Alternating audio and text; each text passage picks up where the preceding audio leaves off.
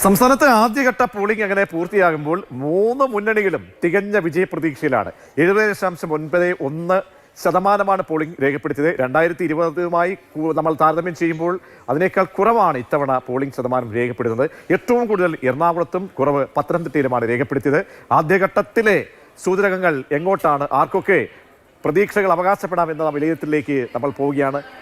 D Pramesh കുമാറും AK. സ്റ്റെഫിനും ചേരുന്നുണ്ട്. സ്റ്റെഫിൻ, ഫീൽഡിൽ നിന്നുള്ളൊക്കെയുള്ള വിലയിരുത്തലുകൾ പാർട്ടികളുടെ CPM ആയാലും എല്ലാവരും ബൂത്ത് തലത്തിലുള്ള കണക്കുകളും എല്ലാം എടുത്ത് പരിശോധിച്ചിങ്ങനെ വന്നുകൊണ്ടേയിരിക്കും. അങ്ങനെയൊക്കെ ഉള്ള ഇപ്പോഴത്തെ ഒരു ഘട്ടം വരുമ്പോൾ മേൽക്കൈ അവകാശപ്പെടാറായോ? ആർക്കാണെന്നുള്ള സൂചനകളൊക്കെ ലഭ്യമാകുന്നുണ്ടോ?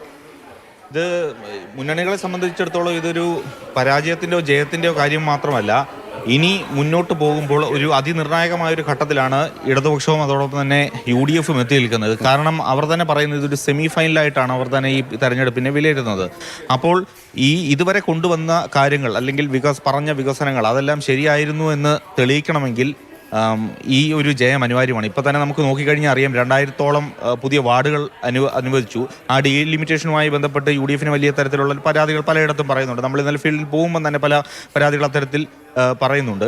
14 ജില്ലാ പഞ്ചായത്തുകൾ അത് ഇടതുപക്ഷത്തിനൊപ്പമാണ് നിൽക്കുന്നത്. അവിടെയൊക്കെ എന്ത് മാറ്റം ഉണ്ടാകും എന്നുള്ളതാണ് ഏറെ പ്രധാനപ്പെട്ട കാര്യം. ഇപ്പോൾ UDF പ്രതീക്ഷ വയ്ക്കുന്നത് ഒരു 3 കോർപ്പറേഷനുകളായിരിക്കും. ഇപ്പോൾ ആകപ്പാട് ഒരു കോർപ്പറേഷനെ UDFിൻ്റെ കയ്യിലുള്ളൂ, കണ്ണൂർ മാത്രം. ഇനി തൃശ്ശൂർ, എറണാകുളം, കണ്ണൂർ, ഇത് 3 ആയിരിക്കാം ഒരു പ്രതീക്ഷ വയ്ക്കുന്ന സ്ഥലം. ഒപ്പം തന്നെ തിരുവനന്തപുരം അടക്കമുള്ള സ്ഥലങ്ങളിൽ മികച്ച ഒരു മുന്നേറ്റം ഉണ്ടാക്കാൻ കഴിയുമെന്നൊരു പ്രതീക്ഷയുണ്ട്.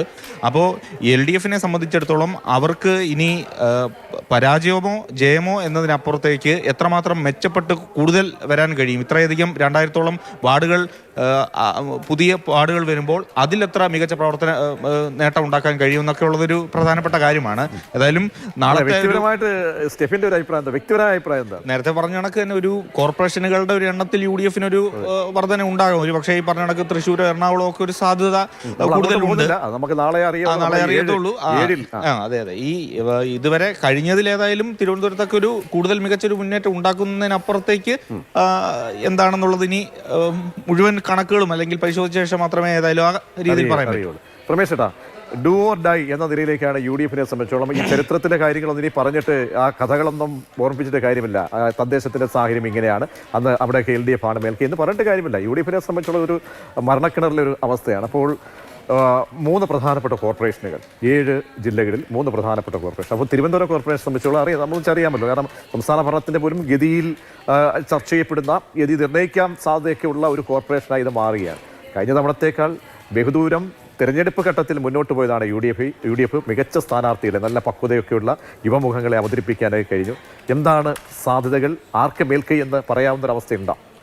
അല്ല, ശരിക്കും ഇന്നലെ കഴിഞ്ഞ ആദ്യഘട്ട പോളിംഗ് ശതമാനം 2.95% കുറഞ്ഞു എന്നാണ് ഇപ്പോൾ കണക്കുകൾ കാണുന്നത്. അത് എത്തരത്തിൽ മുന്നണികളെ വോട്ടുകളെ ബാധിക്കുമെന്ന് വ്യക്തമല്ല.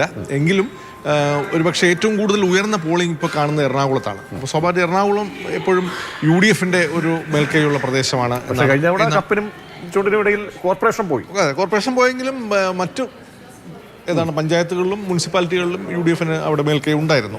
ജില്ലാ പഞ്ചായത്തും LDFിനായിരുന്നു എന്നുള്ള സത്യമാണ്.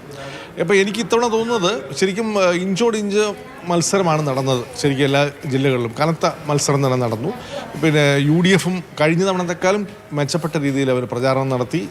അവരുടെ വിവിധ രാഷ്ട്രീയ വിഷയങ്ങൾ, സംസ്ഥാന അടിസ്ഥാനത്തിലുള്ള രാഷ്ട്രീയ വിഷയങ്ങൾ ഉന്നയിക്കാൻ വേണ്ടി ശ്രമിച്ചു. ഗവൺമെൻറ്റിനെതിരായിട്ടുള്ള പ്രചാരണം ശക്തമാക്കി. സ്വർണ്ണക്കൊള്ള പോലുള്ള നമുക്ക് വാർഡുകളിലൊക്കെ തന്നെ ഈ അനൗൺസ്മെൻ്റ് ഒക്കെ ശ്രദ്ധിച്ചാൽ അറിയാം. അവസാന ദിവസങ്ങളിലൊക്കെ തന്നെ ശബരിമല വർക്കൗട്ട് ആയിട്ടുണ്ടോ? അല്ല, ശബരിമല വിഷയം അവർ സജീവമായി ഉന്നയിച്ചിട്ടുണ്ട്, അത് സംശയമില്ല.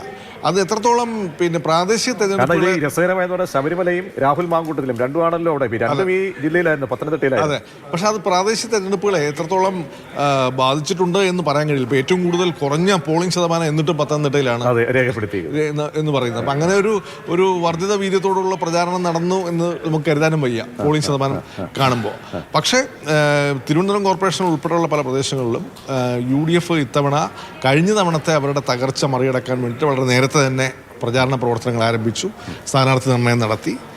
പരമാവധി വിമത പ്രശ്നമില്ലാതെ രീതിയിൽ സ്ഥാനാർത്ഥി നിർണ്ണയം പൂർത്തിയാക്കി. അപ്പോൾ അതിൻ്റെ ഒരു മെച്ചം UDF ഉണ്ടാവും എന്നുള്ള കാര്യത്തിൽ സംശയമില്ല. കഴിഞ്ഞ തവണത്തെക്കാലം മെച്ചപ്പെട്ട ഫലം. ഒരു 9 അല്ലെ 10 സീറ്റാണ് ഇവിടെ. 10-ൽ നിന്നും ഒരു ഇരട്ടിയിലേക്കൊക്കെ ആക്കുമെന്ന് തന്നെ അത് തന്നെ വലിയൊരു ഭഗീരഥ ഇരട്ടിയിലായില്ലെങ്കിലും അവർ കഴിഞ്ഞ തവണത്തെ അവരുടെ നില മെച്ചപ്പെടുത്തും എന്നാണ് ഈ പരാജയം മാത്രമല്ല ഒരു വലിയ വെല്ലുവിളി. കാരണം ഇത് കഴിഞ്ഞാൽ ഉണ്ടാകുന്ന മുന്നണിക്കുള്ളിലെ പ്രതിസന്ധികളുണ്ട്. ഇപ്പോൾ UDF സംബന്ധിച്ചിടത്തോളം അവർക്ക് അല്ലെങ്കിൽ കോൺഗ്രസിന് ഒരു തോൽവി പലയിടത്തും ഈ പ്രതീക്ഷിച്ച കണക്ക് മുന്നേറാൻ കഴിഞ്ഞില്ലെങ്കിൽ അത് മുന്നണിക്കുള്ളിലെ വലിയ പ്രശ്നത്തിലേക്ക് വരും. കാരണം ഈ സമീപകാലത്ത് നോക്കിക്കഴിഞ്ഞാൽ മികച്ച രീതിയിൽ മുന്നണി സംവിധാനം മുന്നോട്ട് പോകുന്നു. ഒരു പ്രതിപക്ഷത്ത് 10 വർഷമായിട്ടിരിക്കുകയാണ്. ഇനി ഏതെങ്കിലും ഭരണത്തിലേക്ക് വരണം എന്ന് ആഗ്രഹിച്ച് ഇങ്ങനെ മുന്നോട്ട് പോകുന്നതിനിടയ്ക്കാണ് ഈ രാഹുൽ മാങ്കൂട്ടത്തിൻ്റെ വിഷയമൊക്കെ വന്നത്. അപ്പോൾ ഈ പ്രതീക്ഷിച്ച അത്ര ഒരു വിജയം അല്ലെങ്കിൽ മുന്നേറ്റം ഉണ്ടാക്കാൻ UDF കഴിഞ്ഞില്ലെങ്കിൽ ലീഗ് അടക്കമുള്ള മറ്റ് ഘടകകക്ഷികളെല്ലാം വലിയ എതിർപ്പുമായിട്ടൊക്കെ UDF വരും.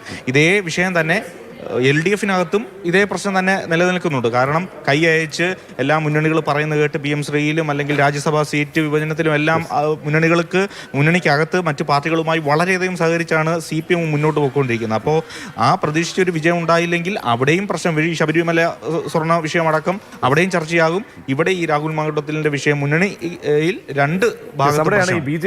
BJPക്ക് തിരുവനന്തപുരം കോർപ്പറേഷൻ കഴിഞ്ഞ തവണയായാലും നല്ല മുന്നേറ്റം കാഴ്ചവെക്കാൻ കഴിഞ്ഞു. ഇത്തവണ വർദ്ധിത വീര്യത്തോടുകൂടി കോർപ്പറേഷൻ പിടിച്ചെടുക്കുക അത് അവരുടെ ആഹ്വാനമായിരുന്നു. RSS അടിത്തട്ടിലുള്ള വർക്ക് നടത്തുന്ന സമയമായിരുന്നു. പക്ഷേ ചില പ്രാദേശികമായുള്ള തിരിച്ചടികൾ അവർക്ക് ഈ അവരുടെ സീറ്റിൻ്റെ എണ്ണത്തെ കാര്യമായി ബാധിക്കുമോ? കാരണം 35 എന്നുള്ളത് എത്രത്തോളം അത് ഉയർത്താൻ കഴിയുന്ന സാഹചര്യമാണോ, അതല്ല ഗണ്യമായി കുറയുന്നതാണോ? നമ്മൾക്ക് രഹസ്യമായിട്ടുള്ള അവർ പോലും നേതാക്കന്മാർ പോലും ഒരു തിരിച്ചടി ഭയക്കുന്നുണ്ട്. അല്ല, അവർ കഴിഞ്ഞ തവണ ഏതാണ്ട് 35ഓളം സീറ്റ് അവർക്ക് തിരുവനന്തപുരം കോർപ്പറേഷനിൽ മാത്രം ലഭിച്ചു.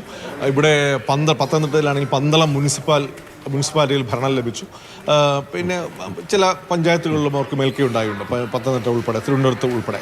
അപ്പോൾ അതിൽ എനിക്ക് തോന്നുന്നത് BJPയും ഇത്ര വളരെ ശക്തമായിട്ട് തന്നെ ഇപ്പോൾ പിന്നെ NDA നിലയിൽ എല്ലാ പത്രങ്ങളിലും പരസ്യമടക്കം കൊടുത്ത് അവർ NDA നിലയിൽ വലിയ പ്രചാരണം സ്റ്റേറ്റ് വൈഡായിട്ട് തന്നെ അതിനു വേണ്ടി നടത്താൻ ശ്രമിച്ചിട്ടുണ്ട്. അപ്പോൾ തിരുവനന്തപുരത്ത് പല വാർഡുകളിലും UDFും LDFും അല്ല മത്സരം. പല വാർഡുകളിലും ഇപ്പോൾ നേമം നിയോജക മണ്ഡലത്തിലെ ചില വാർഡുകളിൽ, വട്ടിയൂർക്കാവ് നിയോജക മണ്ഡലത്തിലെ ചില വാർഡുകളിൽ മത്സരം ശരിക്കും BJPയും LDFും തമ്മിലായിരുന്നു എല്ലാവർക്കും അറിയാവുന്ന കാര്യമാണ്. അപ്പോൾ അത്രയും 35ഓളം സീറ്റുകൾ അവർ കഴിഞ്ഞ തവണ ലഭിച്ചിട്ടുണ്ട്. ആ സീറ്റുകളൊക്കെ തന്നെ ഇത്തവണ വളരെ വാശിയേറിയ മത്സരം LDFും പിന്നെ BJPയും തമ്മിലായിരുന്നു. ഇന്നലത്തെ സംഘർഷം സംസ്ഥാന അധ്യക്ഷൻ രാജീവ് ചന്ദ്രശേഖരന്റെ ഭാവി കൂടി മാത്രമേ അദ്ദേഹം നേരത്തെ തന്നെ അദ്ദേഹത്തിന്റെ സ്ഥാനാർത്ഥിത്വം പ്രഖ്യാപിച്ചു കഴിഞ്ഞു. ഇന്നലത്തെ പിന്നെ സംഘർഷം നടന്ന ചില പ്രദേശങ്ങളൊക്കെ ശ്രദ്ധിച്ചാൽ അറിയാം. അപ്പം നേമം നിയോജക മണ്ഡലത്തിൽപ്പെടുന്ന ചില മണ്ഡലങ്ങളിൽ BJPക്ക് വലിയ സ്വാധീനമുണ്ട് എന്നുള്ളൊരു സത്യമാണ്. അത് അവർക്ക് നിലനിർത്താൻ കഴിയും പല പ്രദേശങ്ങളിൽ. ഇപ്പോൾ കരമന, നെടുങ്കാട്, ആത്മഹത്യകളൊന്നും തിരിച്ചടിയാകില്ലേ? അല്ല, അത് ഇപ്പുറത്താണ് കരമന. ചില മണ്ഡലങ്ങളിൽ ചില വാർഡുകളിൽ അത് ആ ഒരു പ്രശ്നമായിട്ടുണ്ട്. പക്ഷെ അത് എത്രത്തോളം തിരിച്ചടിയാവും എന്നുള്ള കാര്യത്തിൽ അവർ പ്രചാരണ രംഗത്തൊന്നും ആ വീക്ക്നെസ്, ഒരു ദൗർബല്യം അവർ കാണുന്നില്ല. അപ്പോൾ സ്വാഭാവികമായിട്ടും പക്ഷേ കഴിഞ്ഞ തവണ എന്ന് പറയുന്നത് വളരെ UDFന്റെ ഒരു പിന്നോട്ട് പോകൽ കാരണം ലഭിച്ച ഒരു മേൽക്കൈയാണ് BJPക്ക്. അതെന്തായാലും ഇത്തവണ അത്രത്തോളം സീറ്റുകൾ ലഭിക്കാൻ സാധ്യതയില്ല. BJP കുറച്ച് പിന്നോട്ട് പോകും എന്നുള്ള കാര്യത്തിൽ സംശയമില്ല. പക്ഷെ അത് എനിക്ക് തോന്നുന്നു UDFനായിരിക്കും ആ മെച്ചം വരുന്നത്. LDF കഴിഞ്ഞ തവണത്തെ സീറ്റ് ലഭിച്ചില്ലെങ്കിൽ പോലും മേൽക്കൈ നേടാൻ അവർക്ക് കഴിയും. തിരുവനന്തപുരത്ത് അത് ചിലപ്പോൾ ഒരുപക്ഷെ കേവല ഭൂരിപക്ഷം ലഭിച്ചു എന്ന് വരില്ല ചിലപ്പോൾ. എങ്കിലും ഏറ്റവും വലിയ ഒറ്റകക്ഷിയല്ല, ഏറ്റവും വലിയ പിന്നെ സീറ്റുള്ള മുന്നണിയായിട്ട് ചിലപ്പോൾ LDF വന്നേക്കാം എന്നുള്ളതാണ് ഗ്രൗണ്ടിൽ നിന്ന് എല്ലാ മുന്നണികളും കണക്ക് കൂട്ടുന്നത്. എല്ലാവരും പക്ഷേ ആത്മവിശ്വാസം പ്രകടിപ്പിക്കുന്നുണ്ട്. UDF ഇത്തവണ മുനിസിപ്പാലിറ്റികളിൽ കൂടുതൽ മുന്നേറ്റം നടത്താനാവും എന്ന് പ്രതീക്ഷിക്കുന്നുണ്ട്. അവരിപ്പോൾ വരാൻ പോകുന്ന ഘട്ടത്തിലെ തെരഞ്ഞെടുപ്പുകളിലും ഇപ്പോൾ നടന്നതിലുമൊക്കെ UDF ഒരു മുന്നേറ്റം അവരും. അതായത് നമുക്ക് അധിക ദിവസങ്ങളില്ല, നമുക്ക് കാത്തിരിക്കാം ഈ അനുമാനങ്ങൾക്കൊക്കെ എത്രത്തോളം ശക്തി ഉണ്ടാകും. അതൊക്കെ ഈ കണക്കുകളിൽ ഇങ്ങനെ പ്രതിഫലിക്കും. അപ്പോൾ 7-ൽ എത്ര എന്നാണ് നമ്മൾ പരിശോധിച്ചത്. ഇനി 7-ൽ നാളെ ജനവിധി നടക്കാൻ പോവുകയാണ്. അപ്പോൾ ജനങ്ങൾ ഏതൊക്കെ മലബാറിലേക്ക് പോകുമ്പോൾ ഈ കാറ്റ് ഭാഗത്ത് വടക്കോട്ടൊക്കെ വീശുമ്പോൾ എന്തായിരിക്കാം ഇനി ജനങ്ങളുടെ പ്രതികരണം, ജനങ്ങൾ എങ്ങനെ അത് വോട്ടിങ്ങിലൂടെ അവരുടെ തീരുമാനങ്ങൾ നിർണ്ണയിക്കപ്പെടുമെന്ന് നമുക്ക് കാത്തിരുന്ന് കാണാം.